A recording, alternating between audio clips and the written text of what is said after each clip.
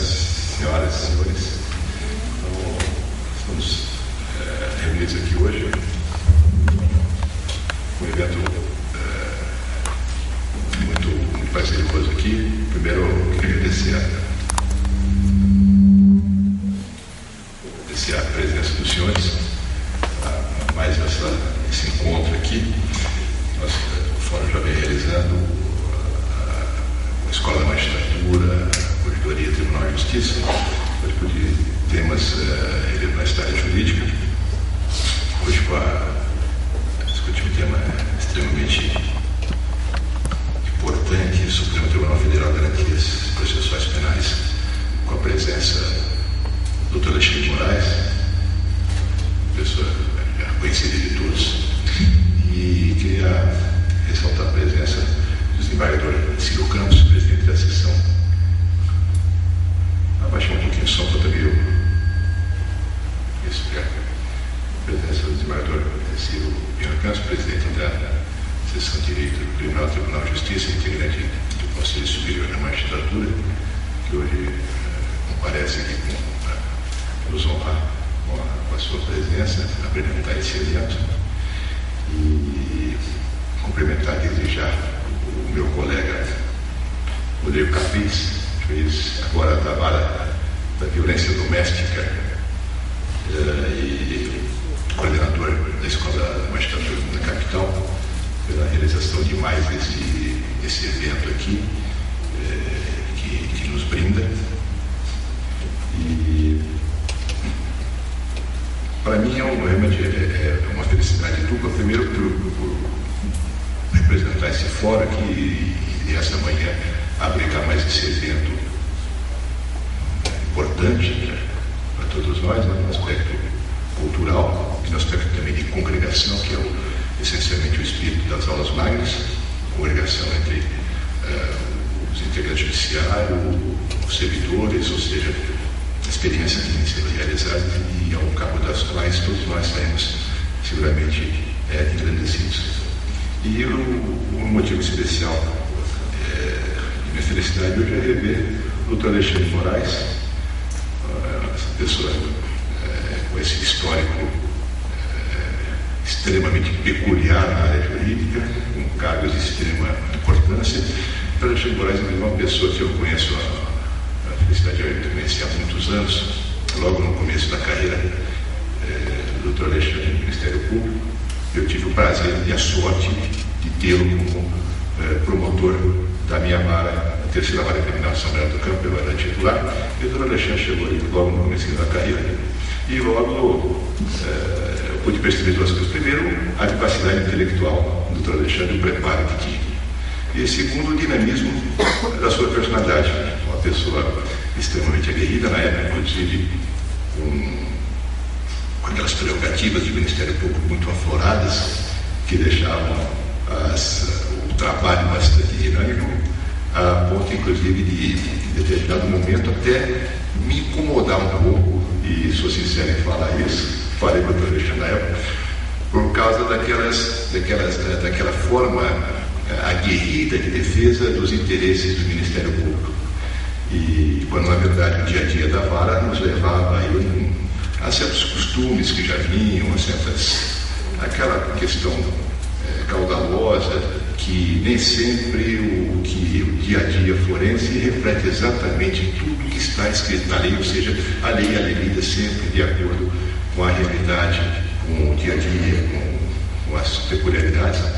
E eu tive a oportunidade de comentar lá com o Dr. Alexandre que nós estávamos ali todos no mesmo barco. Na verdade, eu estava trabalhando ali mirando estritamente o interesse público, tinha amigos no Ministério Público, tinha um histórico de vida, de relacionamento pacífico, felizmente, com o Ministério Público, e um maior respeito pela instituição.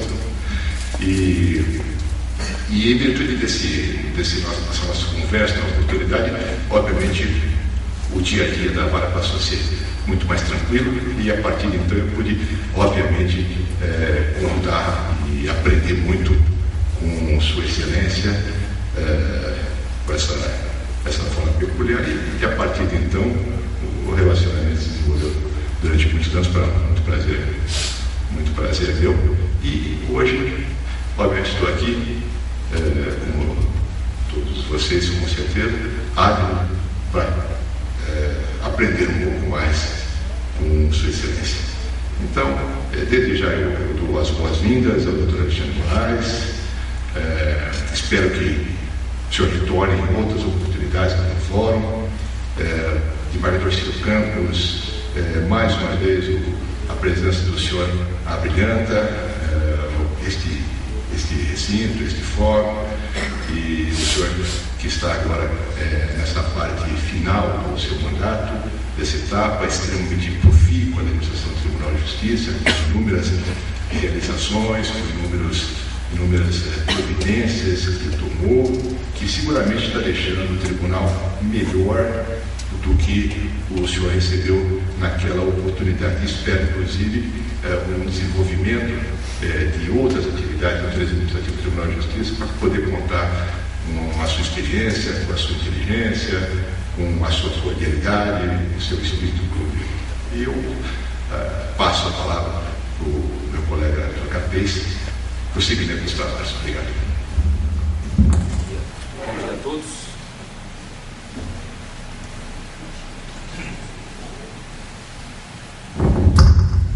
Bom dia a todos. Eu gostaria de agradecer a presença do presidente da Seção de Direito Criminal também, endossando as palavras do Dr. Alex Tadeu, e registrar que seguramente o Tribunal de Justiça hoje, essencialmente na parte criminal, afeta a presidência do Dr. Ciro Campos, é muito melhor do que ele encontrou. Basta apenas registrar que as 7 varas regionais de violência doméstica da capital somente puderam ser instaladas graças ao seu empenho, esforço pessoal e da sua equipe dinâmica e muito profissional. Então, endosso aqui as palavras e o parabenizo também. Doutor Alex, talvez não saiba, nós estamos aqui num ritmo, um clima mais de informalidade também nesse evento, né? Doutor Alex teve um embate um pouco mais aguerrido com o Dr. Alexandre Moraes, mas ele desconhece, ou acho que desconhecia, que o Dr. Alexandre Moraes é faixa preta de karatê. Então, felizmente, conseguiram resolver apenas na base da guerra verbal, né? Nos argumentos. O Dr. Alexandre de Moraes tem uma rica trajetória. Foi promotor de justiça, atuou em diversos casos de expressão. Um dos que eu me recordo de grande expressão foi o chamado Frango Gate, na época envolvendo o hoje deputado federal Paulo Maluf. Deu um passo extremamente ousado quando deixou a carreira do Ministério Público voluntariamente, pediu exoneração ao ser convidado para assumir a Secretaria de Justiça e Cidadania do Estado de São Paulo. Tornou-se então secretário de Estado após deixar o Ministério Público. Paralelamente a essa carreira jurídica e política, também havia a sua carreira acadêmica.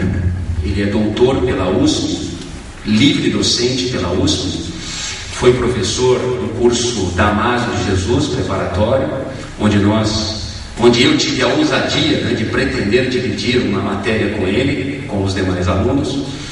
É autor de livros consagrados.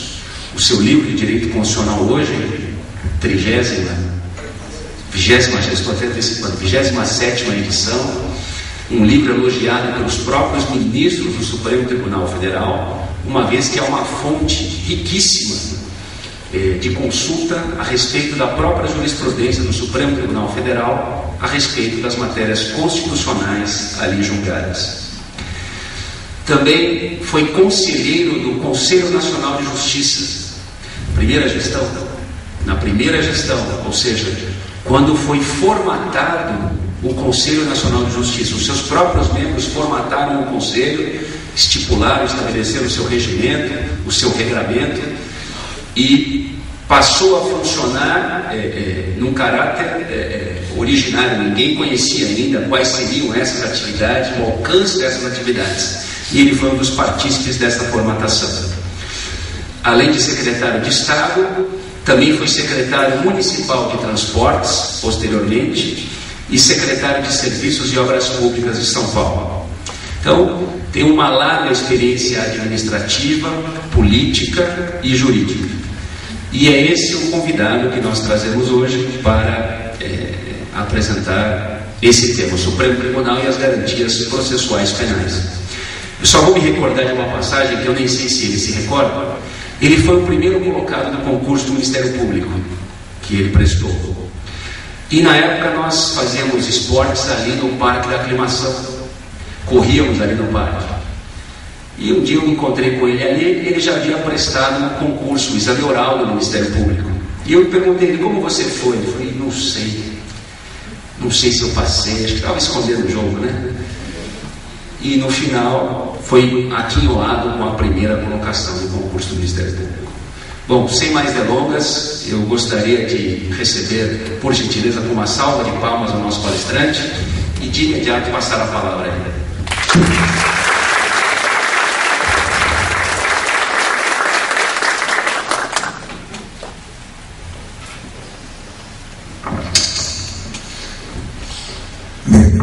Bom dia a todos. Eu quero primeiro agradecer o convite que me foi, abaixar um pouquinho, o convite que me foi feito para poder participar dessas aulas magnas. Eu tive a oportunidade também de participar num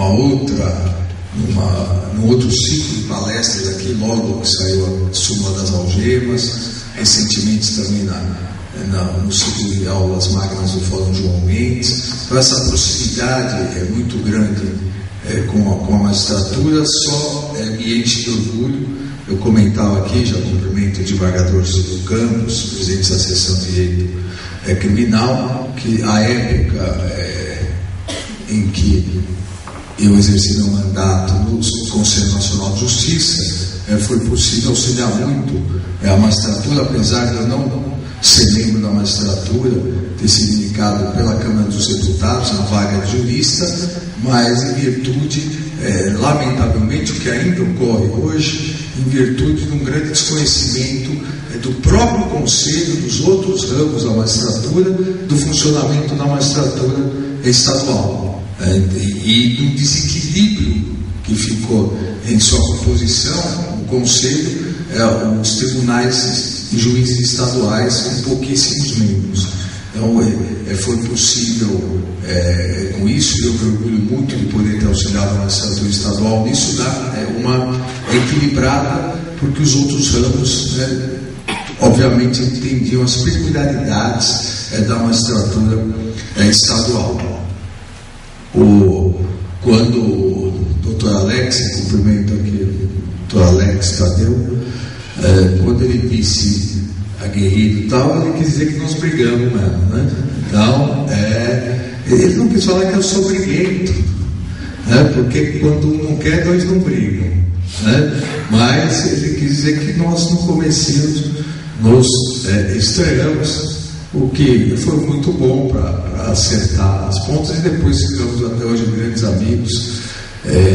Um grande juiz criminal. Nós trabalhamos quase 2 anos, um pouquinho mais de 2 anos juntos no antigo Fórum de São Bernardo, que inundava quando chovia, e aí a gente tinha que ir embora 11 horas da noite, porque ficava tudo inundado ao lado da antiga rodoviária, em situação extremamente precária, mas era um trabalho muito bem desenvolvido, um volume gigantesco de serviço. E o doutor Alex já demonstrava essa liderança na magistratura, que faz com que hoje ele também aqui no Fórum da Barra Fundo ocupe uma posição destacada. Então eu tenho muito orgulho no meu currículo ter trabalhado com o doutor Alex em São Bernardo. Rodrigo Capês, ele esqueceu só um detalhe, nós somos estagiários juntos, né? Na verdade nós estudamos juntos. Ele é mais velho que eu, é verdade, mas nós estudamos no mesmo colégio externato, Marcelo Vieira, no primário, e depois ainda fizemos o primeiro estágio juntos, antes eu fazia estágio no Ministério Público. Então, isso aqui hoje é quase um nepotismo. né? Ele me convidar, o Alex me convidar, só não entra na súmula, no nepotismo, primeiro porque não paga, aí depois porque nós não temos parentesco consanguíneo, mas temos uma amizade muito grande, então é uma grande satisfação eu poder estar aqui com vocês. E para tocar, obviamente, um tema extremamente amplo, o Supremo Tribunal Federal e as garantias processuais penais, mas é extremamente atual. E eu começo com uma análise rápida, uma análise crítica em relação ao Supremo Tribunal Federal. Não uma análise crítica pontual.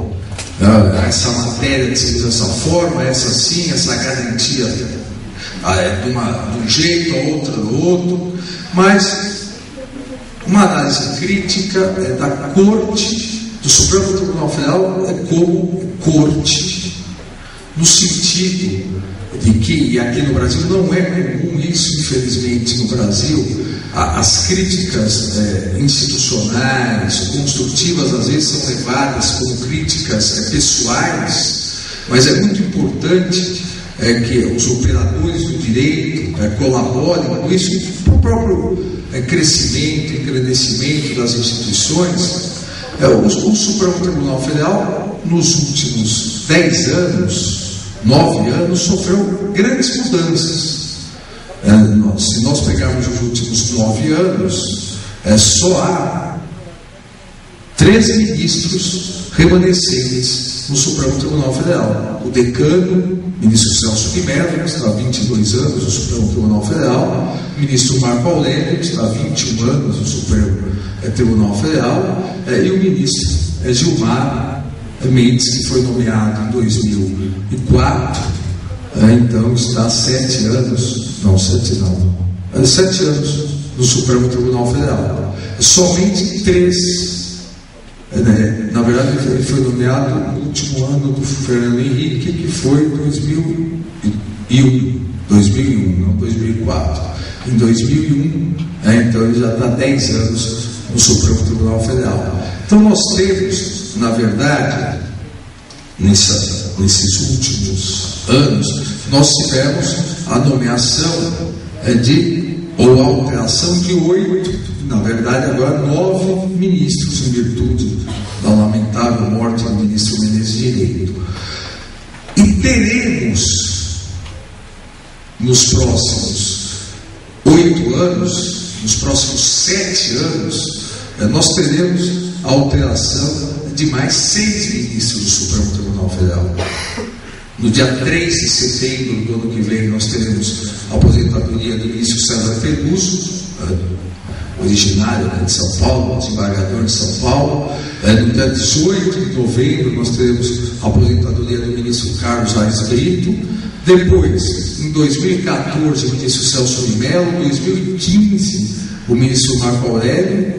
2018, o ministro Lewandowski, e a nova ministra, obviamente, deverá ser aprovada também, se aposentando em 2018. Então, ou seja, maioria absoluta da Corte será alterada nos próximos 7 anos. Por que eu faço essa observação inicial?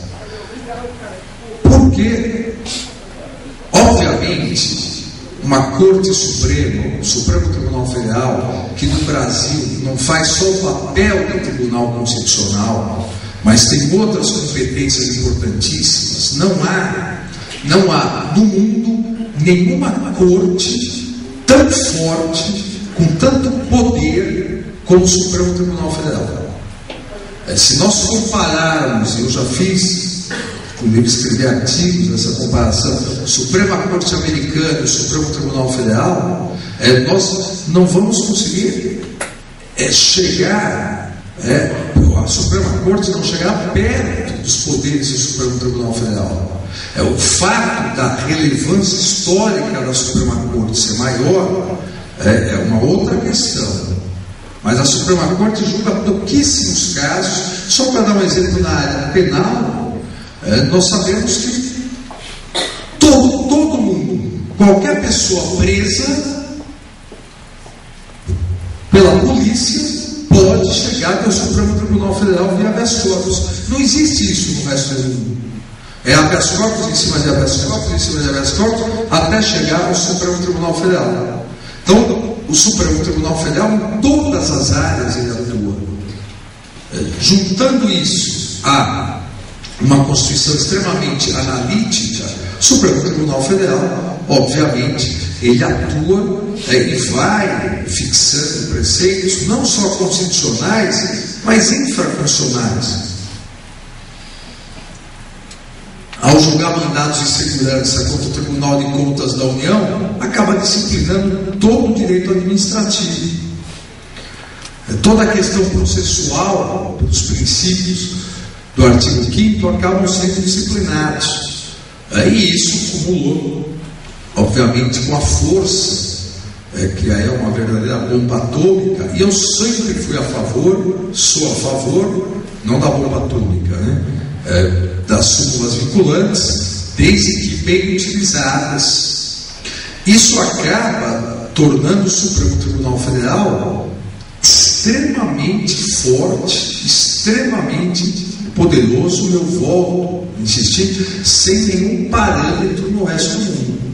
Se nós pegarmos a justiça inglesa, cuja Câmara dos Lordes Juízes é extremamente respeitada e forte, mas já há 6 anos foi criada a Corte Constitucional Inglesa, dividindo funções. Aqui no Brasil, a ideia do legislador constituinte ao criar o Superior Tribunal de Justiça foi dividir funções, mas nós verificamos após 23 anos da Constituição que o Supremo continua centralizando mais fortemente ainda.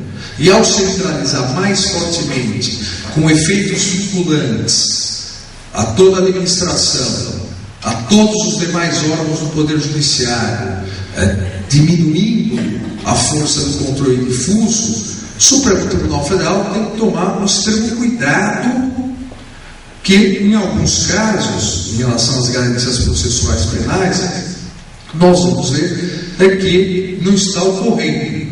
O Supremo como corte, há um preceito norte-americano que eles trouxeram das cortes inglesas, de que a corte é uma só durante a história toda. É mais ou menos no nosso ditado que as pessoas passam, as instituições ficam, mas a corte é uma só. E sendo uma só e um órgão colegiado, nós temos segurança jurídica, que é algo importantíssimo para o jurisdicionado, principalmente na questão da sua liberdade, principalmente em relação às suas garantias processuais. A alteração de um ou outro ministro na corte não pode, de uma hora para outra, fazer com que toda uma sequência, toda uma estrutura construída se altere. O personalismo não pode se sobressair à segurança jurídica dos órgãos colegiados. Recentemente, ainda no governo Bush, chegou à Suprema Corte o recebimento ou não do caso de aborto. E a Suprema Corte, àquela época, tinha a maioria republicana, uma maioria mais conservadora, que poderia alterar o famoso caso Roe versus Wade, de 73, que permite o abortamento até o 3º mês sem considerar crime. E permitiu em 73 por 5-4. E conseguiria inverter essa maioria também por 5-4. O novo juiz da Suprema Corte que chegou, ele proclamou que ainda era muito cedo uma alteração tão drástica na jurisprudência da Suprema Corte, que teria um impacto tão grande na sociedade norte-americana. Ou seja, mesmo contra a convicção pessoal dele naquele momento, ele ressalvou a posição pessoal dele, mas entendeu que seria uma mudança muito drástica. Ou seja, Em outras palavras, quem chega vem contribuir ao órgão colegiado, mas quando muitos chegam, muitos não querem ou não deveriam querer alterar tudo que as cortes anteriores fizeram, porque isso gera insegurança jurídica. E eu vou pegar alguns casos aqui relacionados às garantias processuais penais, e nós vamos verificar que mesmo julgados recentes da maioria da composição desta corte acabam sendo conflitantes, o que leva a uma insegurança jurídica em relação à questão da liberdade individual. Nós temos um grande problema no Brasil também cultural, que os órgãos colegiados, e o desembargador Ciro Campos tem muito mais experiência nisso do que eu, sabe, várias vezes os órgãos colegiados funcionam muito mais como uma somatória de órgãos monocráticos. Isso, no Supremo Tribunal Federal, é terrível numa Corte Suprema. O que eu diferencio de um órgão colegiado e a somatória de órgãos monocráticos? A Suprema Corte norte-americana, os dois senados, como se denomina, do Tribunal Constitucional Federal Alemão, que para nós seriam as duas turmas, é o Conselho Constitucional Francês, que desde 2009 tem agora também o poder do controle repressivo. Eles se reúnem, debatem, colocam os argumentos.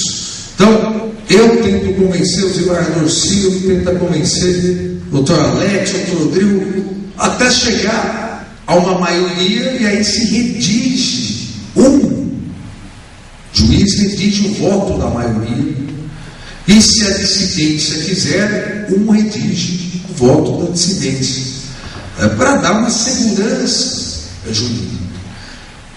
Após troca de memorandos, após discussões, reuniões, para que um tente convencer o outro. Essa é a ideia realmente do órgão colegiado. Em virtude da nossa cultura jurídica, em virtude do excesso de volume que há no Supremo Tribunal Federal, o que acontece, todos aqueles que assistem a TV Justiça verificam isso, cada ministro já vem com o seu voto pronto. Na hora que você passou, no caso importantíssimo, 2, 3 meses fazendo um voto, e os votos no Brasil são pequenos, né? 200 laudas. Então, você não vai, numa hora para outra, parar e alterar o seu voto. E aí o Brasil criou o chamado voto médio, porque às vezes você tem que separar em 4 questões, porque numa deu 6-5, na outra 7-4, na outra 8-3, e vai separando e se criando uma decisão complicada, causando uma insegurança jurídica muito grande. E ao analisar os votos, você não consegue chegar exatamente qual ou como o Supremo efetivamente define aquela garantia processual penal, para ficar aqui especificamente no nosso tema. Porque a emenda é uma, só que em cada voto tem uma definição. Eu dou o exemplo do princípio da dignidade da pessoa humana. Hoje nós não precisaremos mais ter Constituição. Nós podemos ter um artigo só. Tudo é princípio da dignidade da pessoa humana, que se junta com o princípio da razoabilidade, e com isso você resolve tudo. Nós temos, eu soube vários na turma de pós-graduação na USP, em que eu dou o tema analisando vários casos importantes, nós conseguimos ter pelo menos 7 definições no Supremo do que é o princípio da dignidade da pessoa humana. Veja, quem tem 7 definições diferentes da Corte Suprema não tem nenhuma. E isso acaba causando insegurança jurídica, acaba várias vezes atrapalhando o funcionamento da justiça de primeiro e segundo graus, da chamada justiça ordinária, que é realmente aquela justiça que está mais próxima dos fatos, e é a justiça que tem que decidir o mérito, porque é quem analisa os fatos.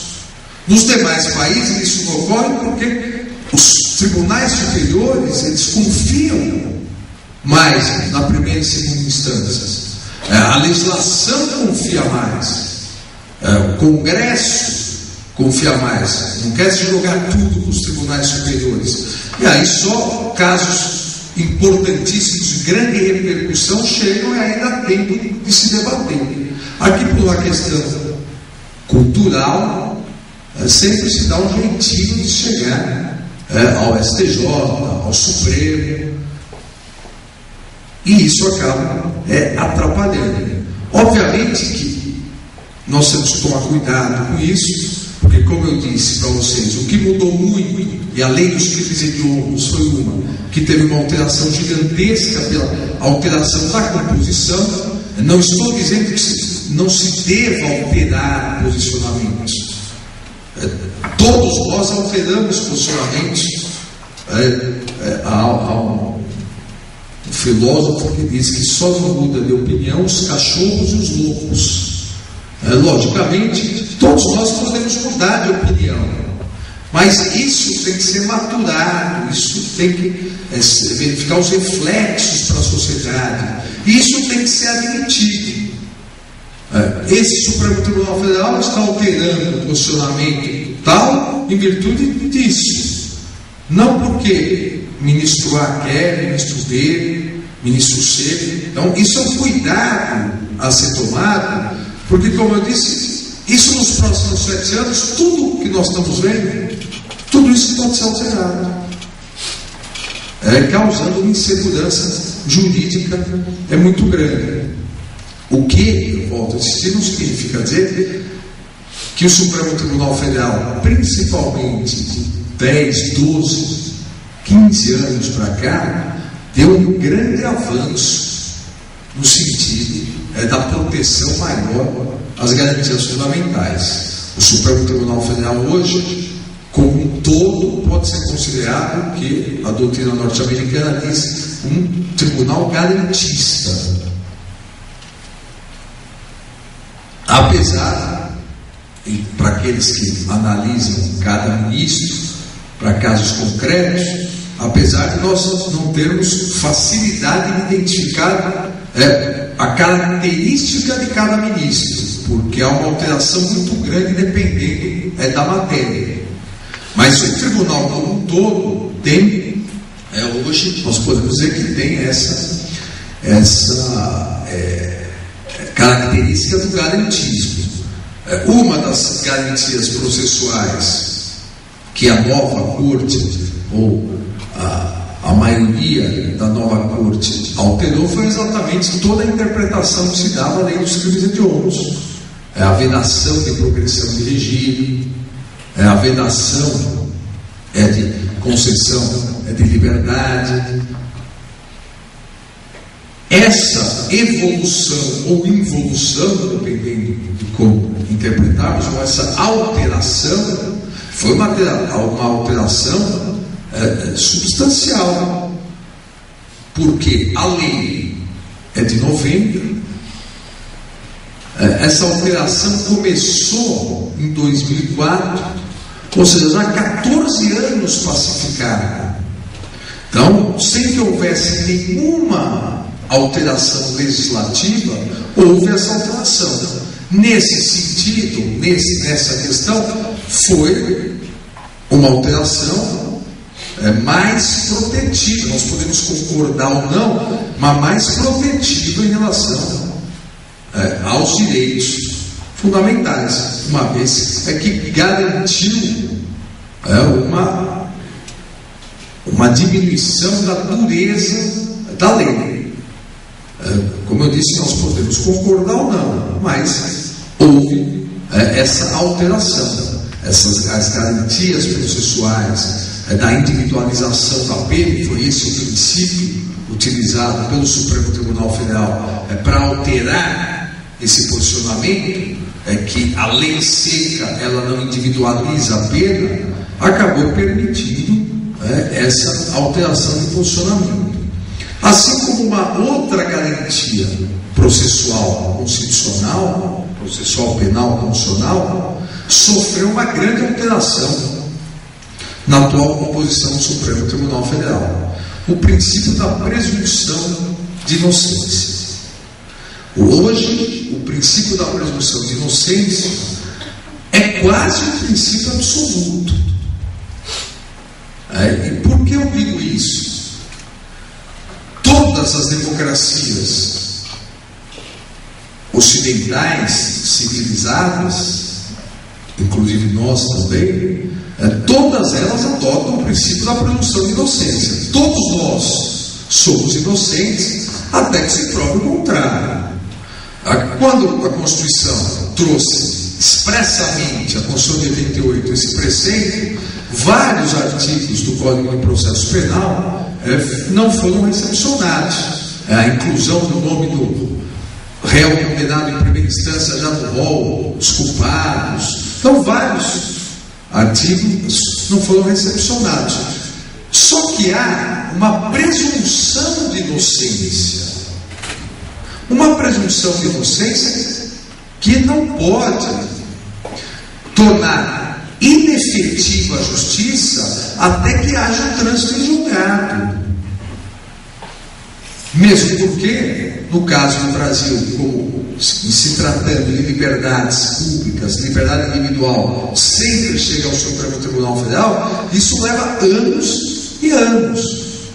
Quando se fala em presunção de inocência, é um princípio que, a partir do momento que um órgão do judiciário, é um juiz imparcial, de um poder independente, condena a pessoa, houve a inversão. O que se presumir inocente agora, ele não é culpado do trânsito em julgado, mas houve uma inversão. Não há necessidade do trânsito em julgado para isso. Isso ocorre na Inglaterra, nos Estados Unidos, Portugal, na França. É um princípio que vigora até um órgão do Poder Judiciário inverter essa presunção. O que passou a ocorrer, e é o que eu digo em relação à necessidade de um fortalecimento maior da primeira e segunda instâncias, que são as que analisam o fato, o que passou a ocorrer é que, mesmo condenado em primeira instância, em segunda instância, enquanto os tribunais superiores não analisarem os recursos ou habeas corpus, não há nenhum reflexo. Nós tivemos o lamentável caso do jornalista Pimenta Neves, jornalista Pimenta Neves, que comprovadamente, réu confesso, matou pelas costas a ex-mulher, ex-namorada, é condenado em primeira instância, condenado em segunda instância, foi com vários recursos, habeas corpus, só recentemente o Supremo Tribunal Federal encerrou a questão. E aí, quando se cobra a justiça, o Supremo Tribunal Federal diz: o princípio da presunção de inocência. Não é o princípio da presunção de inocência, é a interpretação que a atual composição do Supremo Tribunal Federal dá ao princípio da presunção. O princípio chama presunção de inocência. Nós podemos alargá-lo no sentido de que quem julga os fatos, quem analisa a prova, quem julga o mérito, quem pode valorar provas, é a primeira e segunda instâncias. Então poderemos alargar até a segunda instância. Agora, uma vez condenado em segunda instância, impedir que a pessoa possa continuar presa, ser presa, isso não é o clássico princípio da presunção de inocência. Mas houve essa alteração, e no sentido do garantismo, eu diria, ao meu ver, o garantismo exagerado, houve essa alteração, que só muito excepcionalmente hoje alguém fica preso antes do trânsito em julgado. É algo excepcional. É como a recente lei que alterou a possibilidade de decretação de prisão, a concessão de liberdade provisória, e às vezes eu digo, o tiro sai pela culatra. Inteligentemente, em muitos casos, a maioria dos juízes respeitou, não declarou inconstitucional a lei, respeitou de forma total e inteligente, fixando fianças gigantescas. Ou seja, na verdade ficou pior do que era antes, porque antes podia se considerar liberdade provisória sem nenhuma fixação. Então agora fixa 1 milhão, fixou 5 milhões, e acaba se invertendo. Mas exatamente porque o legislador, ele quer, por diversos motivos, nem sempre todos bons, quer engessar a primeira e segunda instâncias, que são instâncias menos afetas a ingerências políticas. Mas são as instâncias que julgam e analisam o fato. Tanto o Supremo quanto o STJ têm súmulas e posicionamento fixado de que eles não podem valorar a prova, interpretar os fatos. E nós sabemos quantas e quantas vezes o próprio STJ do Supremo acaba valorando os fatos. Agora, no ordenamento jurídico que traz segurança jurídica, o segundo grau definindo, se você só vai combater a aplicação errônea da lei ou da Constituição, a má interpretação, você inverte o princípio da presunção de inocência, salvo questões teratológicas, obviamente, e aí os tribunais superiores poderiam conceder um habeas corpus até de ofício. Mas essa alteração houve e é significativa na questão dessa evolução das garantias processuais. Por outro lado, e por isso que eu disse que é muito difícil identificar hoje o juiz, o ministro do Supremo, quais as suas características, em outras garantias processuais penais, houve não um abrandamento, mas houve uma rigidez maior, contrariando essas decisões. Há um grande jurista norte-americano, Lawrence Strauss, que perguntaram qual era o grande, ele só atua na Suprema Corte, professor americano que atua na Suprema Corte, e qual seria um grande segredo dele ter um índice de vitórias espetacular, como todo marqueteiro. Ele disse que nunca perdeu na Suprema Corte, assim como o promotor que disse que nunca perdeu o júri. Não acreditem, é que esquece, quando perde, esquece.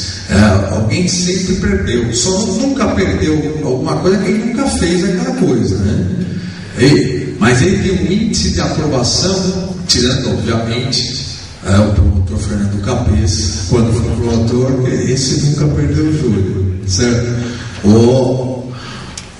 Fiz propaganda para ele, deixa eu falar para ele depois. O jurista norte-americano disse que o segredo dele era analisar o perfil de cada ministro, as decisões, saber o perfil, os autores preferidos, as jurisprudências preferidas, porque trabalhava em cima disso. Já sabia mais ou menos qual era o pensamento. O que é muito difícil aqui no Brasil. E eu pego a questão das interceptações telefônicas e das gravações clandestinas.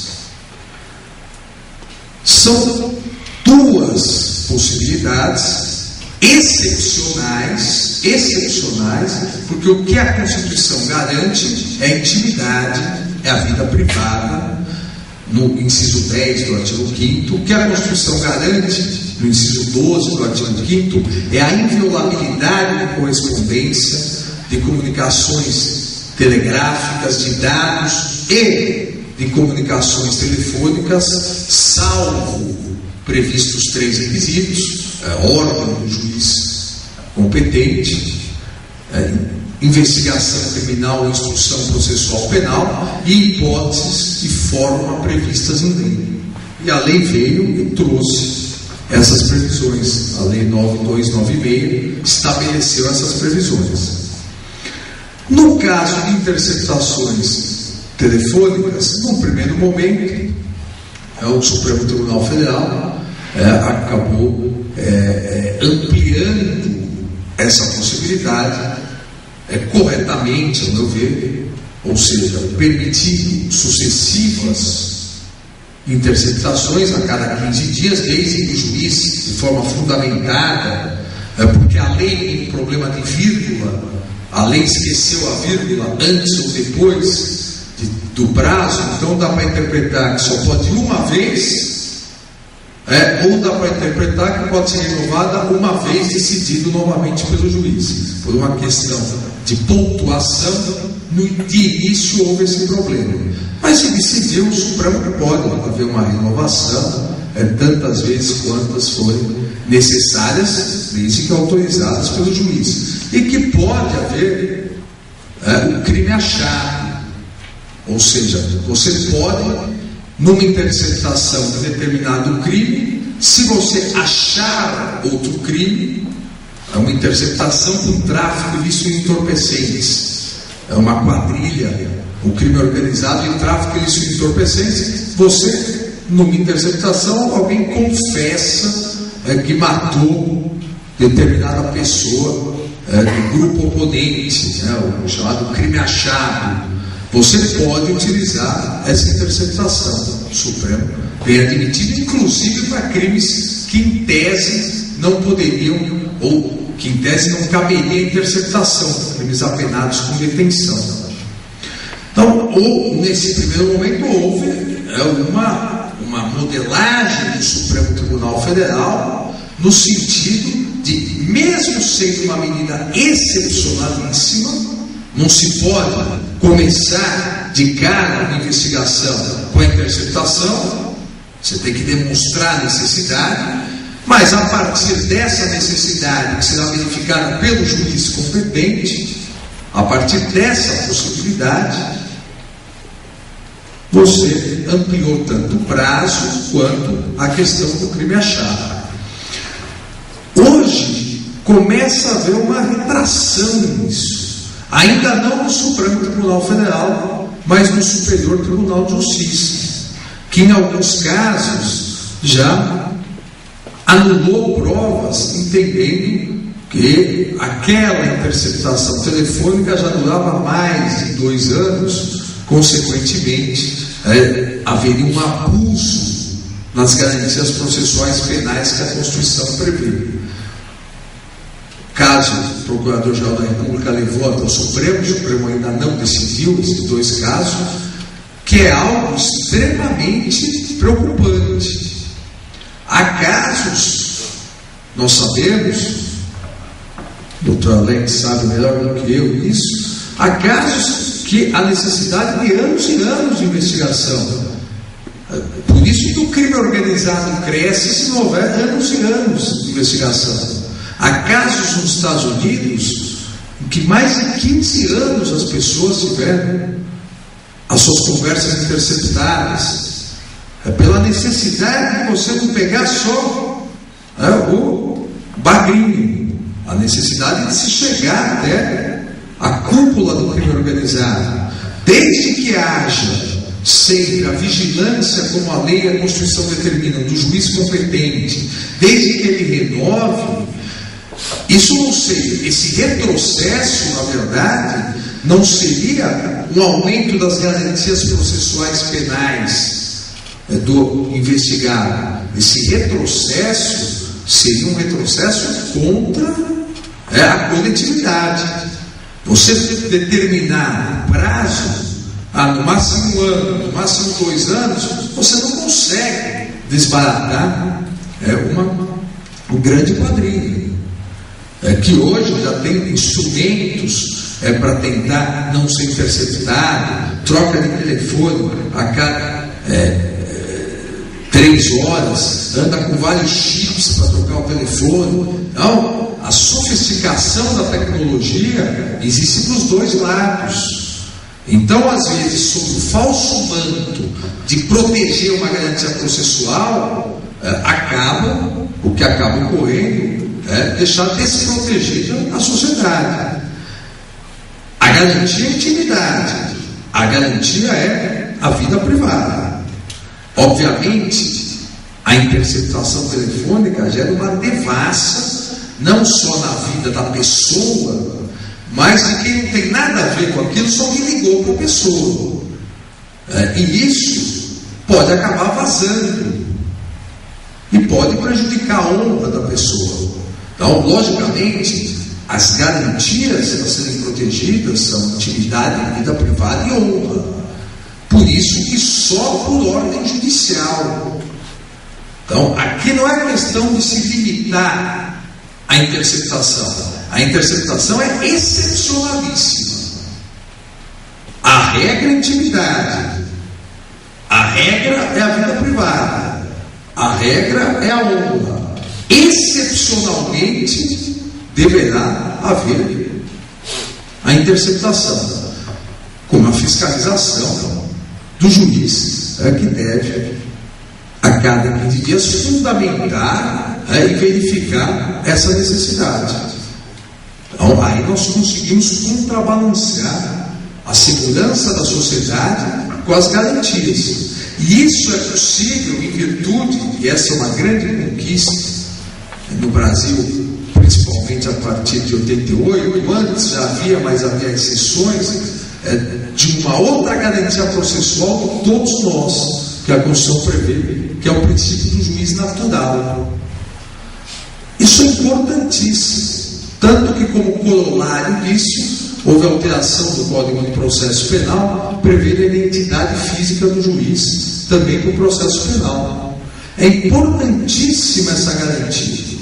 O Tribunal Constitucional Espanhol e o Tribunal Constitucional Federal alemão, em decisões recentes, vem insistindo muito nessa garantia, afastando as exceções que as legislações espanhola e alemã trazem do juiz natural. O juiz natural é a maior garantia processual penal que o indivíduo pode ter. É o juiz, é o membro do Poder Judiciário, com todas as garantias do Poder Judiciário,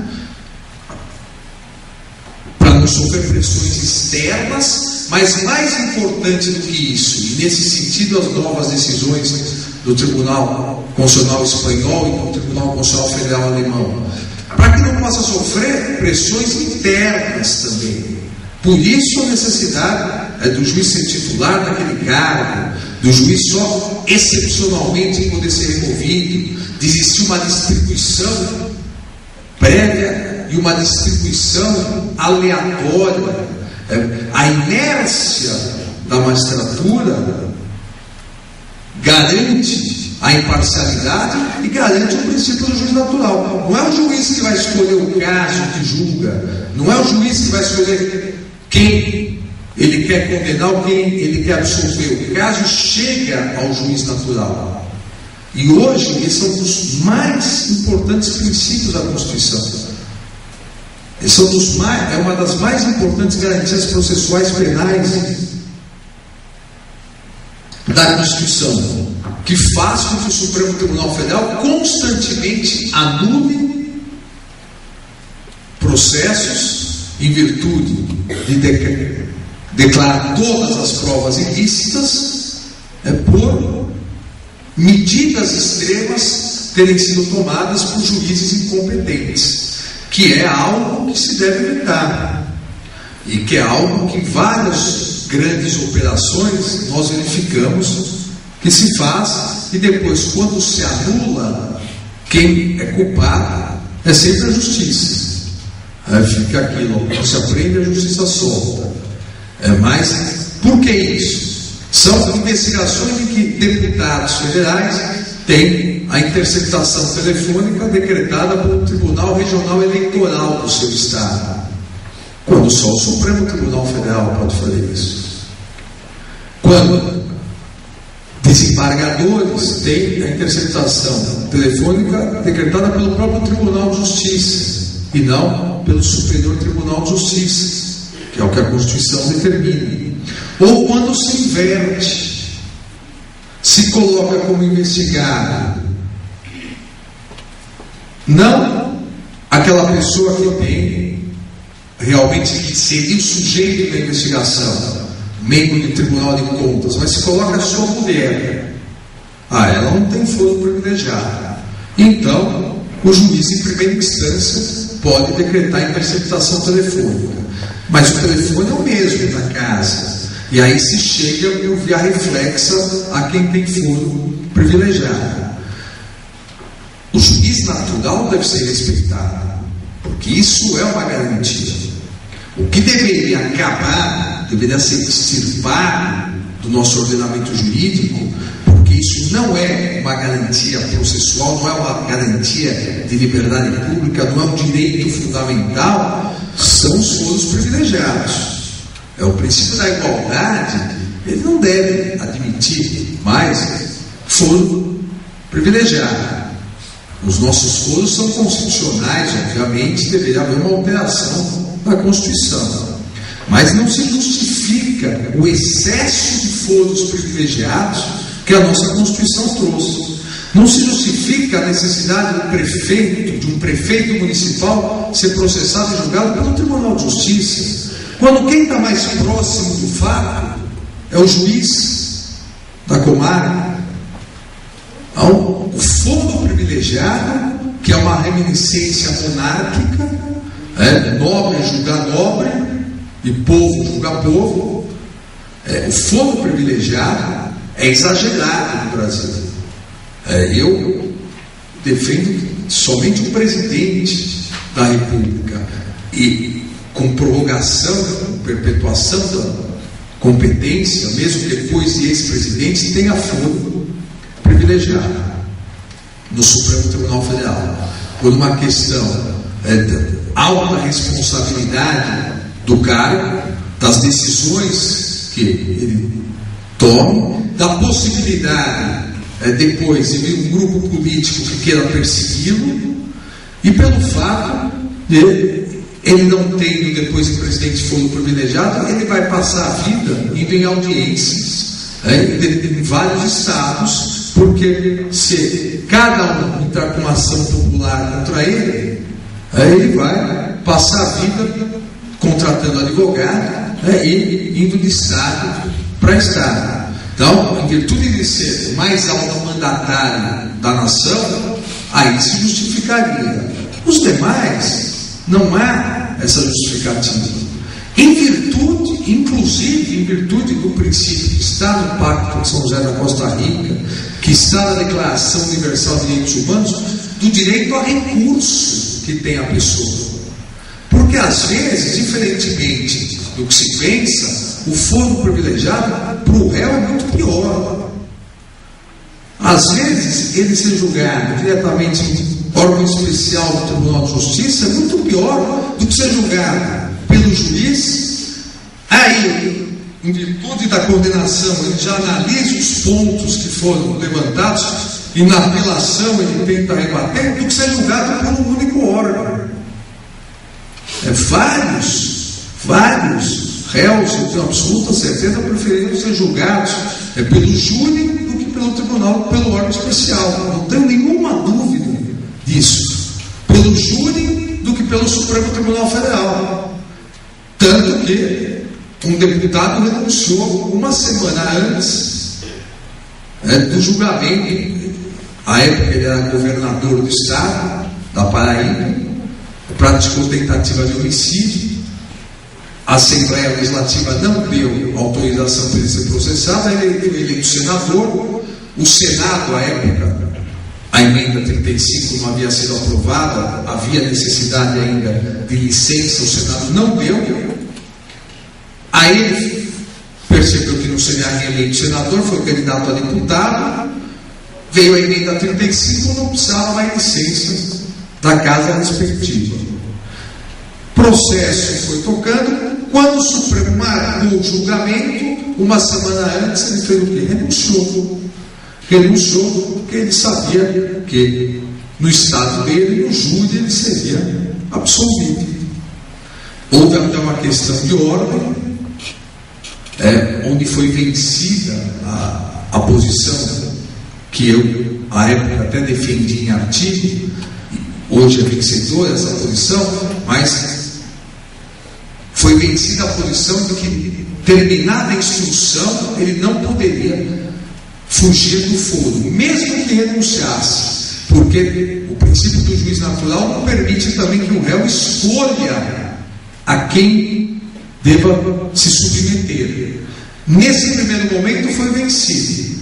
Houve um segundo caso, depois, em que um deputado, quando o Supremo também marcou, aí não era júri comum, ele renunciou. Aí o Supremo falou: negativo, renunciou, a instrução terminou, vai ser julgado aqui, foi condenado. Foi o primeiro caso em que um deputado federal foi condenado pelo Supremo, que injustamente, diga-se de passagem, é acusado pela imprensa de nunca ter condenado deputados, senadores. Até a emenda 35 não podia julgar ninguém, porque a Câmara e o Senado não concediam a licença. Só depois que isso foi possível. E aí, os casos antigos, as provas já haviam se evaporado. Aí os casos novos estão sendo tocados. Mas o princípio do juiz natural, independentemente de hoje termos muitos foros privilegiados, o princípio do juiz natural é importantíssima garantia processual penal. Você ser julgado por um juiz imparcial, com as suas garantias de independência, de liberdade, que garantem não só o juiz contra pressões externas dos poderes executivo e legislativo, mas contra pressões eventualmente internas dos próprios órgãos de cúpula do Poder Judiciário. O juiz é absolutamente livre para julgar de acordo com a Constituição, de acordo com a lei e a partir da interpretação da sua consciência. Então, essa é uma garantia importantíssima que a Constituição incorporou a partir da interpretação das garantias da magistratura com o devido processo legal substantivo. Então, isso foi uma conquista muito grande da Constituição de 88 para cá. Para não me alongar muito, uma outra grande garantia processual, aqui vale para a área penal, mas vale também para a área de improbidade administrativa, é o sigilo de dados, que engloba o sigilo bancário e o sigilo fiscal. A Constituição, quando ela no artigo 10, no artigo 5º, inciso 10, coloca ser inviolável o sigilo de dados, engloba o sigilo bancário e o sigilo fiscal, que obviamente fazem parte da intimidade da vida privada de cada um de nós. Ninguém aqui anda com um saco de Papai Noel de dinheiro, pagando tudo em dinheiro, seja porque vai ser assaltado, seja porque é estranho, você com um saco de dinheiro pagando tudo em dinheiro.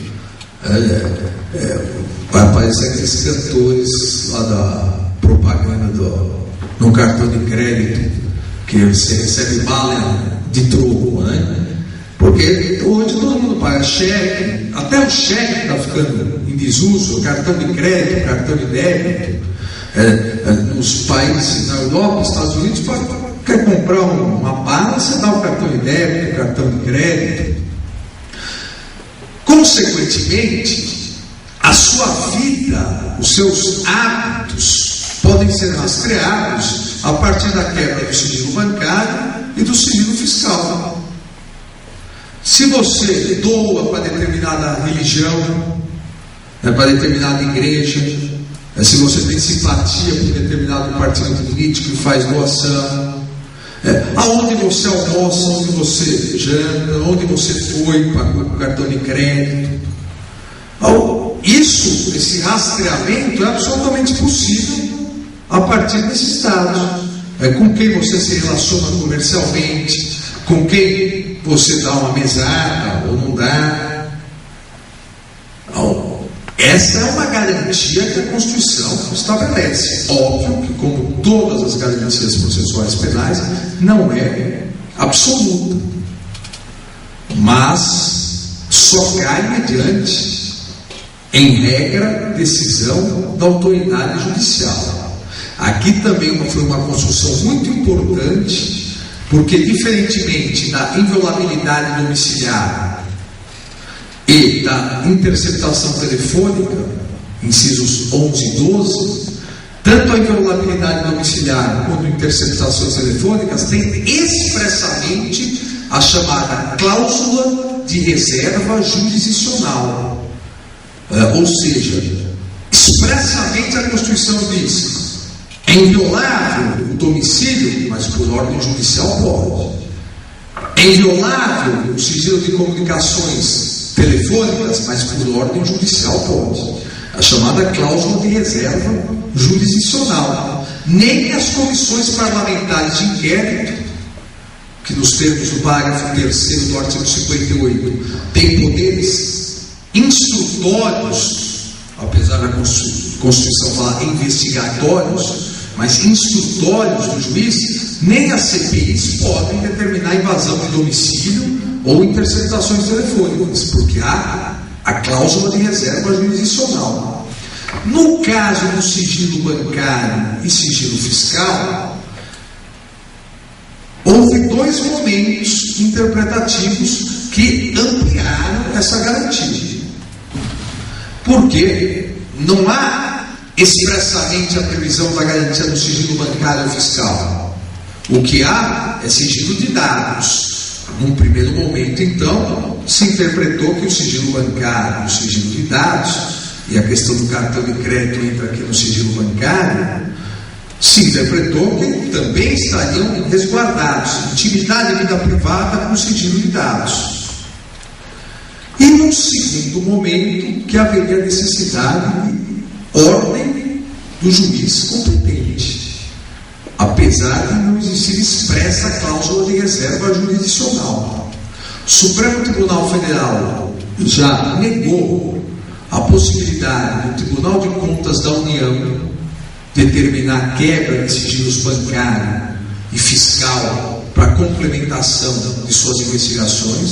O Tribunal de Contas da União não pode, porque apesar do nome tribunal, nós sabemos, é um órgão do poder legislativo. Se quiser, deve pedir ao juiz competente.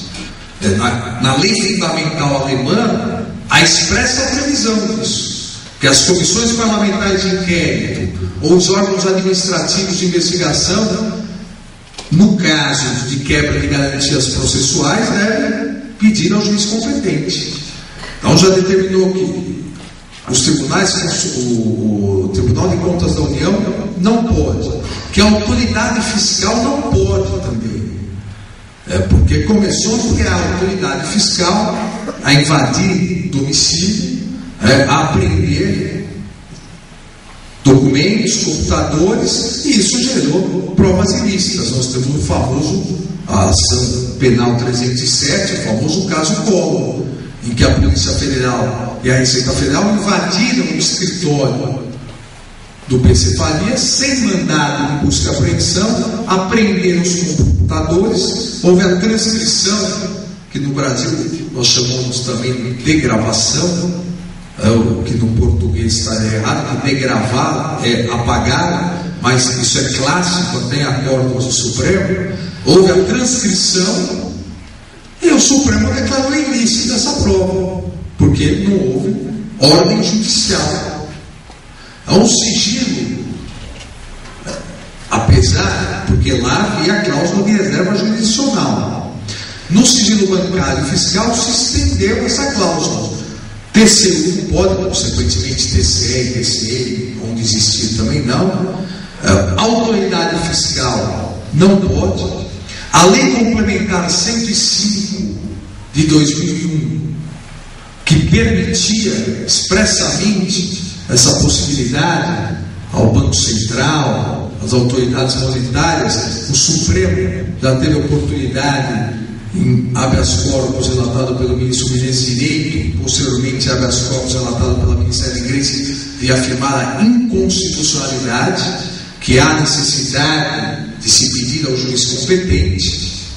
E a única exceção que o Supremo admitiu, mas vem relativizando, e aí Alex vai falar que vou puxar sardinha para o Ministério Público, mas eu não sou mais promotor, eu sou advogado agora, então eu posso.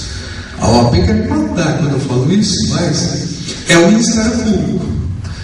Excepcionalmente, o Supremo admitiu que o Ministério Público requisitasse diretamente o sigilo bancário, a quebra do sigilo bancário e fiscal, em casos que envolvesse dinheiro público e o banco era público, era o Banco do Brasil.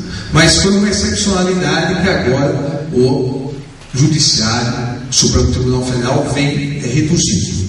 Vem reduzindo e, digo eu, corretamente, porque aqui deve existir a autorização judicial.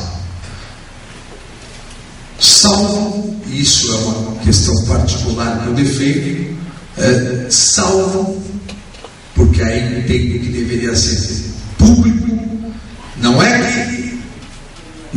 que a autoridade judicial não é que dependeria somente da ordem judicial, não é que outros poderiam determinar a quebra do sigilo, é que eu entendo que aí não deveria existir sigilo. Aqueles que exercem mandatos públicos, aquele que exerce mandato público, seja no executivo, seja no legislativo, aquele que vive da representação popular, ele abre mão de parte da sua intimidade, faz parte da função, ele recebe dos cofres públicos, ele tem a função de fiscalização do dinheiro público, então ele deveria deveria ser publicado o seu sigilo fiscal e, quando necessário, a investigação cedido o seu sigilo bancário, porque não é condizente com a exposição e com o cargo que ocupa se negar, mediante uma investigação, a fornecer os dados. Se ele só recebe do poder público, se tem série de vedações que a Constituição prevê, se ele é mandatário popular, nesses casos, aí vigora, a meu ver, o princípio da publicidade. Ele, dentro da harmonização dos preceitos constitucionais, afasta, diminui a órbita da vida privada, de intimidade desse agente público, porque ele tem a exposição pública, ele é um agente público, ele é um mandatário popular. Não é o entendimento do Supremo Tribunal Federal, não é o entendimento jurisprudencial, é o entendimento em relação ao sigilo fiscal de alguns estados, por exemplo, aqui no estado de São Paulo, só que aí, ao meu ver, um certo exagero, porque não é aquele que é eleito, mas o servidor público tem que juntar sua declaração de rendas. E essa declaração de rendas se confunde quebra de sigilo com anarquia. Essa declaração de rendas vai para o Diário Oficial, é publicado no Diário Oficial, vai para a internet, e as pessoas aí sabem que você mora, você tem, se confunde a quebra do sigilo com a fofoca. A quebra do sigilo, ou de quem exerce o cargo público, é como se faz na magistratura, no Ministério Público, como se faz aquele que toma posse e anualmente entrega a sua declaração de rendas, fica no caso do Ministério Público, com o Procurador-Geral, no caso da magistratura, não sei se é o presidente ou o corregedor, com o conselho. Então, você estendeu o sigilo, mas as informações estão lá se houver necessidade. Quebra de sigilo não significa que deva se fazer uma exposição pública do que você tem, que é o que ocorre, infelizmente, aqui no estado de São Paulo. Em outros estados, nos cargos executivos, o secretário tem o seu imposto de renda, a sua declaração de rendas, publicado no Diário Oficial. E aí, uma vez na internet, nunca mais, vocês sabem, sai da internet. Então, eu diria que as autoridades que exercem mandatos públicos, não é a quebra, na verdade, é uma extensão do sigilo. Uma extensão para os órgãos de fiscalização quando houvesse necessidade. Eu teria mais vários aqui, mas o tempo já passou, eu falo demais. Só vou fazer uma última observação. Deixa eu escolher a última, então. Uma última observação que é importantíssima. E foi uma questão muito importante. E na verdade, aí se inverteu, se reduziu por uma interpretação, a meu ver, correta do Supremo Tribunal Federal, mas acabou, e alguns penalistas são absolutamente contrários a essa interpretação, que se diz que houve uma interpretação extensiva ou até uma analogia para se prejudicar quem pratica determinados crimes. A meu ver, não houve isso, houve sim. O Supremo interpretou o que significa o termo racismo para aplicar a imprescritibilidade, que foi o HC 82.424, que foi um marco importantíssimo no Supremo Tribunal Federal. Ainda é presidente do Supremo Tribunal Federal o ministro Maurício Correia. O habeas corpus não é nem o ministro Maurício Correia, foi anterior ao ministro Maurício Correia, acho que era o ministro Marco Aurélio, presidente, mas importantíssimo julgamento onde se discutia se a questão da publicação de livros antissemitas que negavam o Holocausto, que pregavam as ideias nazistas, se isso pela lei 7.716 de 89 é discriminação, mas se isso seria o que eu denomino uma discriminação qualificada, que vem a ser o racismo. Ao ser uma discriminação qualificada, ganha a imprescritibilidade. E isso chegou até o Supremo Tribunal Federal via habeas corpus exatamente por isso. Um autor do Sul publicava diversas obras antissemitas, negando o Holocausto, defendendo essas ideias, dizendo que algumas frases que ele dizia, o grande mal do mundo eram os judeus, que se fossem exterminados, seria mais fácil dividir a riqueza do mundo. Ou seja, defendendo as loucuras de Hitler em várias publicações. E se chegou até o que foi condenado em primeira e segunda instância, se chegou ao Supremo, o HC, foi até o STJ, se negou também o STJ o HC, e foi para o Supremo. A defesa aí só queria a prescrição, não queria mais tratar em nada, a prescrição porque estaria prescrito, dizendo que o racismo, quando a Constituição estabeleceu a imprescritibilidade do racismo, estabeleceu somente em relação aos negros e afrodescendentes. Uma questão histórica, uma forma de compensação do passado e de prevenção do futuro, para se evitar o preconceito racial.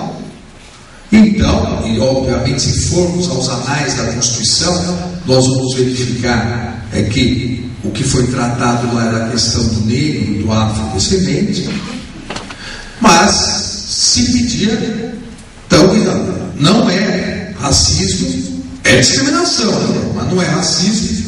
A defesa dizia que era liberdade de expressão, mas não é racismo, então é imprescritível. E o Supremo Tribunal Federal no julgamento histórico.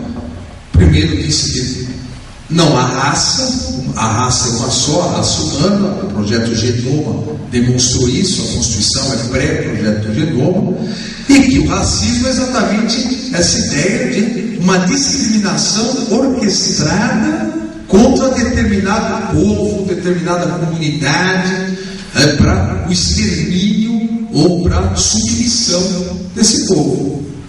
Então, se é verdade que no Brasil isso foi diretamente relacionado ao negro, ao afrodescendente, não é menos verdade que no mundo todo nós tivemos isso na Segunda Grande Guerra contra os judeus. E aí não é que estendeu a imprescritibilidade para a discriminação contra judeus. E aí, obviamente, não seria possível, porque não se pode estender uma lei penal maléfica para um outro caso. Na verdade, o que se fez foi interpretou que o termo racismo protege todo grupo determinado que tenha contra ele a ideia de perseguição, de submissão, de extermínio, e consequentemente os judeus estariam nisso. Isso foi uma extensão importante da garantia processual de se evitar perseguições contra grupos étnicos, religiosos, culturais, ou, usando a terminologia antiga que a Constituição usa, raciais. É uma garantia de imprescritibilidade. E aí eu encaixo e encerro, porque foi discutível aí a liberdade de expressão. E a liberdade de expressão? E a liberdade de livre manifestação? A liberdade de expressão, a liberdade de livre manifestação, assim como todas as liberdades públicas, não é absoluta. Deve haver uma ponderação de valores. É o princípio da convivência das liberdades públicas.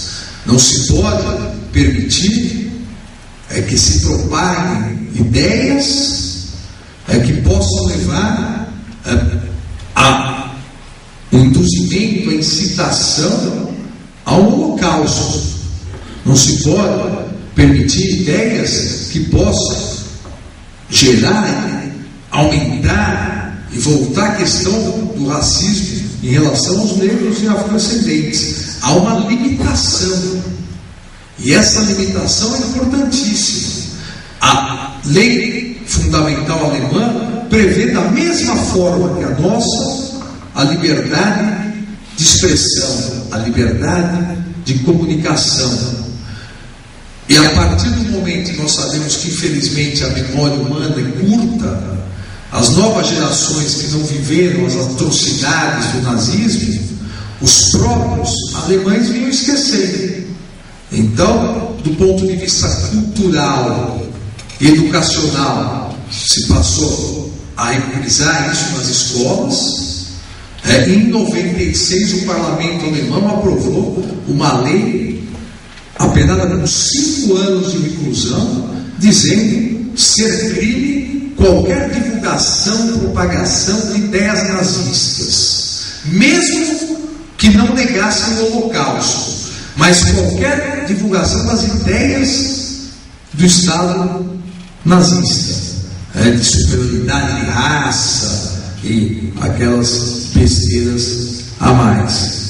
Então, isso chegou ao Tribunal Constitucional Federal alemão, que declarou constitucional a lei. Então, deve haver uma ponderação de valores para a garantia da sociedade como um todo. Senão, nós estaríamos a permitir também a possibilidade, dentro da liberdade de expressão, a liberdade de informação, de exposições teatrais, exposições culturais, ou mesmo artigos com fotos em revistas e jornais sobre pedofilia, induzindo a pedofilia, incitando a pedofilia. Deve haver um embasamento, deve haver limitações. As garantias antes de tudo, são garantias para a dignidade da pessoa humana como um todo.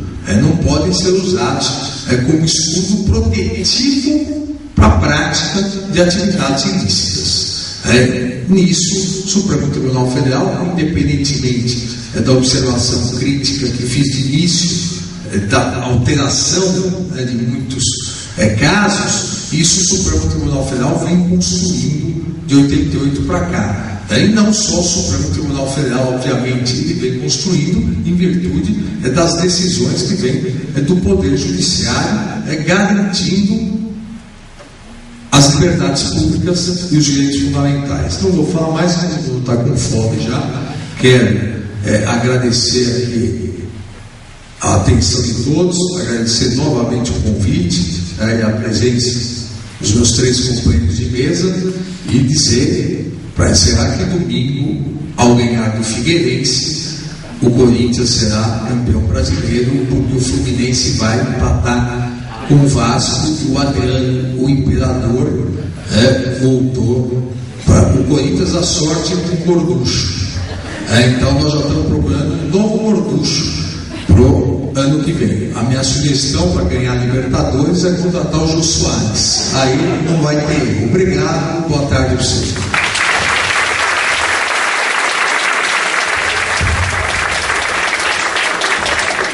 Muito obrigado, Alexandre. Eu só gostaria de aproveitar, temos mais uns minutinhos finais ainda. Não vamos despedir o hora de soltura ainda, né? Vamos manter. Acho que nessa questão da exacerbação do princípio da presunção de inocência entra a mudança de interpretação em relação ao efeito do recurso especial extraordinário, né? Que o recurso especial extraordinário não tem efeito suspensivo, ou seja, em tese a decisão de segundo grau já poderia ser executada. E o Supremo sempre havia entendido dessa forma. Mudou a composição, passou-se a dar o efeito suspensivo, então até o trânsito de julgado mesmo. Mas a pergunta que eu gostaria de fazer é a seguinte, também na linha da presunção de inocência, e até registrar e agradecer a presença dos alunos da Academia de Polícia Militar de Barro Branco, é uma honra recebê-los aqui, registrar a presença. Não tinha percebido, né? Não tinha percebido. A questão que diz até respeito à atividade da Polícia Militar, e que talvez suscite questionamentos, que diz também com os crimes de trânsito, né? A questão da embriaguez, o privilégio contra a autoincriminação, a proibição de submeter o indiciado averiguado a provas contra a sua vontade, né? Que provas que possam incriminá-lo.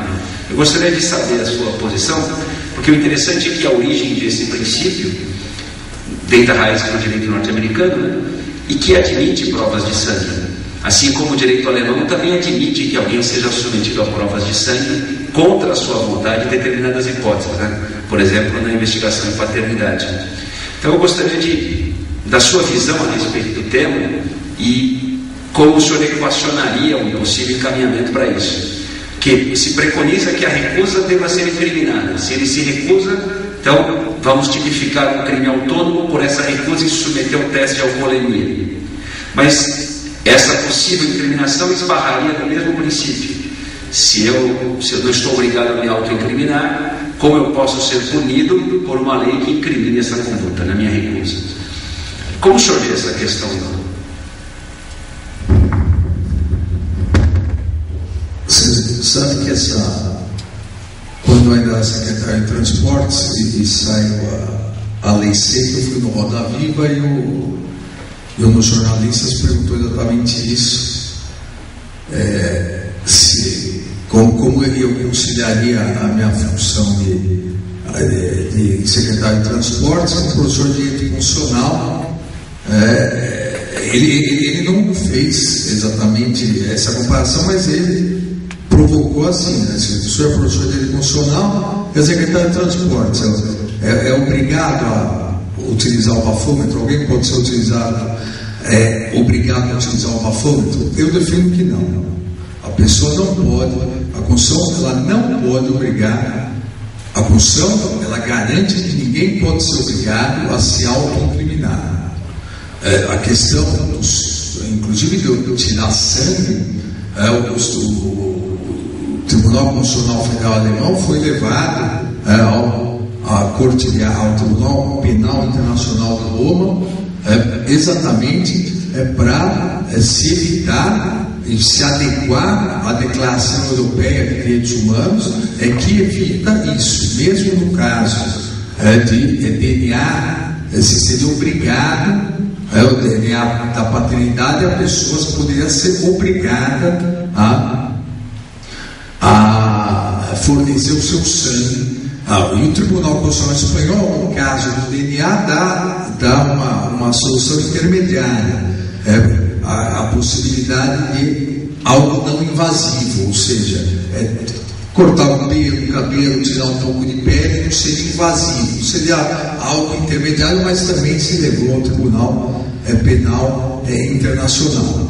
Como equacionaria isso? Como a lei acabou equacionando. Aquele que se recusa ao bafômetro, ele deve ser levado ao exame clínico. E o exame clínico, o médico vai solucionar, o médico vai verificar se ele está ou não embriagado. Óbvio que não é fazendo 4, porque aqueles que têm experiência em beber sabem fazer o 4, 5, 6, não, tem que estar muito ruim mesmo. Geralmente aquele que não consegue fazer o 4 utiliza o bafômetro, porque ele está tão bêbado que ele acha que não está bêbado. São aqueles que aparecem na entrevista, devido a uma cerveja só. Aquele que bebeu acima do limite, mas ainda está.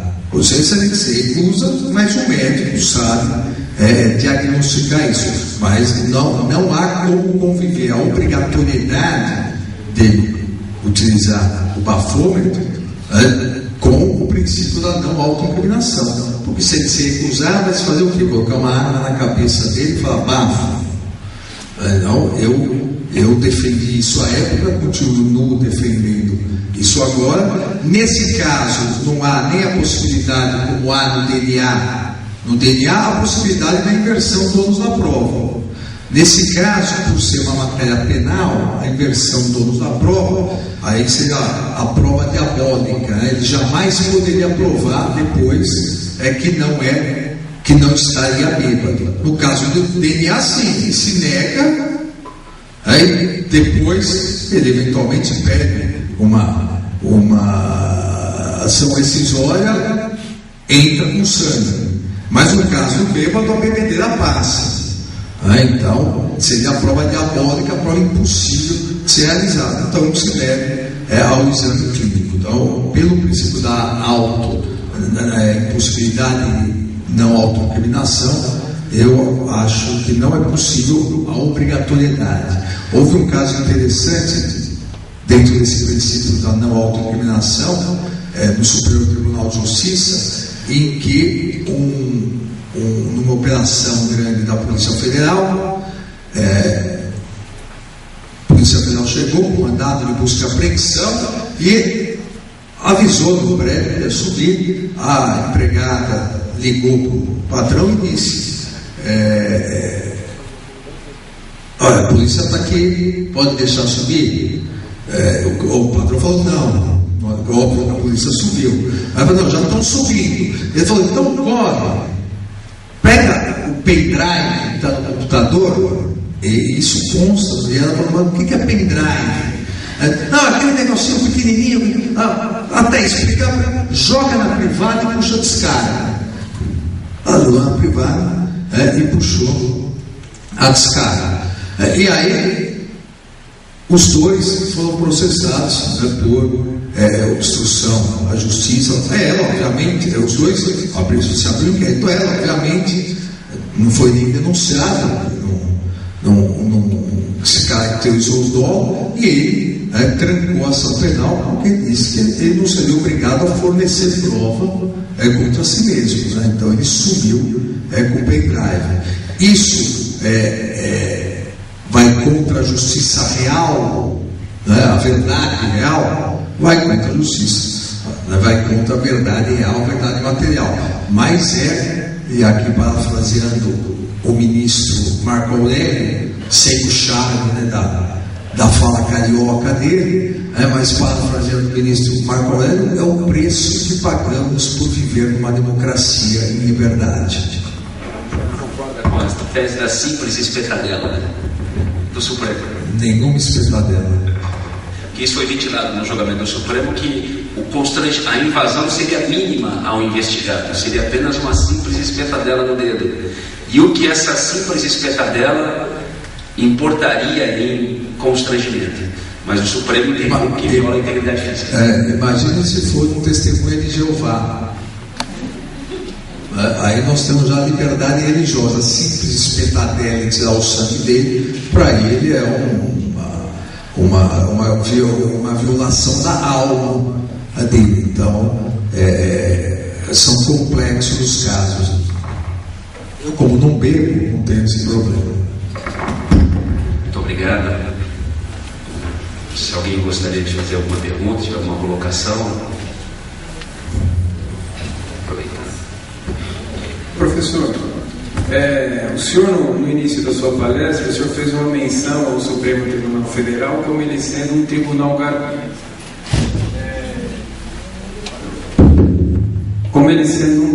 garantista. Nós temos um dado recente que o Brasil hoje ele tem cerca de mais de 500 mil presos. Eu gostaria de saber se o reflexo desse garantismo do STF, ele desce aos tribunais inferiores, bem como aos juízes monocráticos em suas decisões, haja vista que desses 500 mil presos, se a gente for contabilizar, eu tenho o dado correto, acho que de trânsito e julgado, acho que não chega nem a 30%. São 498 mil presos, dados de dezembro, e 220 mil provisórios. Os 498 mil definitivos presos, 220 mil são provisórios. E, então, obrigado pelo dado. Será que se reflete nos tribunais inferiores esse garantismo, que o senhor até mesmo disse extremado do STF nos juízes inferiores? Sim, nós temos 1/4 dos presos dos Estados Unidos. Os Estados Unidos está chegando a 2 milhões de presos. Tanto que há um estudo econômico importante feito, que somados os presos e desempregados dos Estados Unidos, o desemprego lá era, antes da crise agora da Europa, era maior do que na Europa. E os dados sempre são bem menores, porque tem está chegando a 2 milhões de presos. O fato de termos muitos presos e o fato de termos garantismo são coisas diversas. Porque quem pratica o crime tem que ser preso. Ele tem que ter todas as garantias, e às vezes a interpretação da garantia é maior ou menor, dependendo se for um juiz da teoria lei e ordem, mais duro, ou um juiz garantista, mas se ele praticou o fato, ele deve ser preso. Aí o garantismo vai auxiliá-lo na defesa, mas contra os fatos não há garantismo que absolva. Então, um primeiro ponto é esse: o fato de termos presos, muitos presos, em termos de garantismo, não é um fato paradoxal. O segundo ponto, que se eu entender a sua questão, obviamente, havendo presos, e houve até na presidência do ministro Gilmar Mendes, no Supremo do Conselho, mutirão carcerários, havendo presos que já cumpriram sua pena ou que já poderiam progredir o regime, aí é um problema estrutural. É um problema estrutural que tem que ser resolvido. Obviamente, aí é uma violação. Também não entra nem a questão de se é garantismo ou não. É uma violação do direito daquela pessoa. Como às vezes se comprova que há quem já deveria ter saído ou deveria ter progredido o regime, e aí a importância do fortalecimento da Defensoria Pública. O fortalecimento dessa instituição que é nova, no Brasil e em São Paulo, mas o fortalecimento realmente para evitar. E hoje, com a tecnologia que existe, deveria ser aportar um grande montante de dinheiro para digitalizar tudo isso e aplicar no computador os prazos, porque é uma questão de prazo. Então, se coloca um programa de computador e fala, esse já tem o direito de ser analisado, pelo menos. Aí, eu volto a dizer, não é uma questão de garantia ou não, aí é uma questão de desrespeito total aos direitos daquela pessoa. Como recentemente saiu uma outra notícia, não sei se é verdadeira ou não, porque eu também li no jornal, o fato de as presidiárias fazerem o parto algemadas. Então, aí não há teoria garantista ou não que resolva, porque aí, se for verdade, isso é uma atitude criminosa. Então, aí nós saímos, eu diria, sai da curva essas hipóteses e entra na ilicitude, ou às vezes entra na desídia, ou entra na falta de uma maior infraestrutura necessária. Sabe o que eu acho que eu entendi? Que é o seguinte: se todos os casos chegassem ao Supremo, a maioria não resistiria ao crivo do Supremo, que é mais liberal, vamos dizer assim. Porque o juiz de primeiro grau, ele se atém muito à gravidade do crime como um fator para a decretação, roubo, tráfico, e para o Supremo isso seria insuficiente, né? Não sei se é esse o ponto, né? Eventualmente poderia ser. Agora, não é o papel do Supremo fazer isso. O papel do Supremo é controlar a Constituição, aplicar a Constituição. Esse é o papel da primeira e segunda instância. Você não pode substituir milhares de juízes que estão lá próximos ao fato por 11 pessoas que, por melhor que sejam, são 11 pessoas que estão distantes dos fatos. Então você não pode fazer essa substituição. Provavelmente nós teríamos um menor número de presos. O Supremo era outro ponto que eu ia tocar. O Supremo vem estendendo a questão do crime de bagatela, do princípio da insignificância. Vai estendendo. O que eu fui promotor no interior, em cidades pequenas, os 3 foram juízes também. Naquela cidade, aquele crime não é de bagatela, tem uma repercussão, quebra a harmonia social da cidade. Quando chega no Supremo, em Brasília, mediante o que em Brasília ocorre, que o ministro atrás de ministro, aquilo não é nem crime de bagatela, é crime impossível, porque é trocado. Então, essa diferença de análise obviamente existiria, mas por isso que é o juiz da comarca e o tribunal que tem que analisar o mérito. Senão, nós teríamos o que os norte-americanos chamaram na década de 20 a ditadura da toga da Suprema Corte. Nós teríamos uma aristocracia judicial de 11 pessoas. Eu volto a dizer, por melhor que seja, são pessoas. E isso já desde Aristóteles. Platão, antes dele, dizia: melhor um governo de leis do que um governo de homens. Então é melhor que se aplique a lei. O que é bagatela para São Paulo não é bagatela para Aguaí, que foi minha primeira comarca. São coisas diversas. Um furto no supermercado de algumas coisas numa cidade de 2.000 habitantes é algo impactante. Porque se absolver aquela pessoa por furto de bagatela, o supermercado vai falir, porque todo mundo vai lá e vai furtar, furto de bagatela. É diferente do que aqui na capital. Então, isso é a valorização da primeira e segunda instância, que estão sentindo, principalmente a primeira instância, está sentindo o impacto social daquela infração.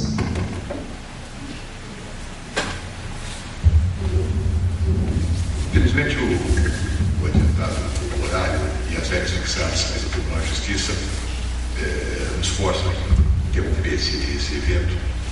E eu gostaria de agradecer a presença dos senhores e ter a expectativa que, na sequência das aulas mágicas, os senhores retornem a esse fórum, ao qual são sempre muito bem-vindos. Queria cumprimentar o meu colega, o amigo Rodrigo Capês, pela organização desse evento, cumprimentar o desembargador Silvio Pinheiro Campos, presidente da Secção de Direito Criminal, pela presença, prestígio que prestou a esse evento, que consultasse a excelência tem alguma uso de palavra. E queria também agradecer muitíssimo, então, a presença do Dr. Alexandre Moraes, e, na verdade, o senhor apenas cumpriu a expectativa que havia de uma palestra extremamente brilhante, de ilustração, demonstrando o entendimento mais recente, mais atual, principalmente da Constituição do Supremo Tribunal Federal nessas questões. Brilhantismo esse que eu lamento apenas que tenha perdido muitíssimo da sua qualidade na parte final, dada a sua alusão religiosa ao Corinthians, mas religiosa, mas de qualquer forma, como Vossa Excelência sabe melhor que todos nós, a liberdade religiosa deve ser tutelada. Né? Então, pela qual eu agradeço a presença de todos os senhores. Muito obrigado. Boa tarde.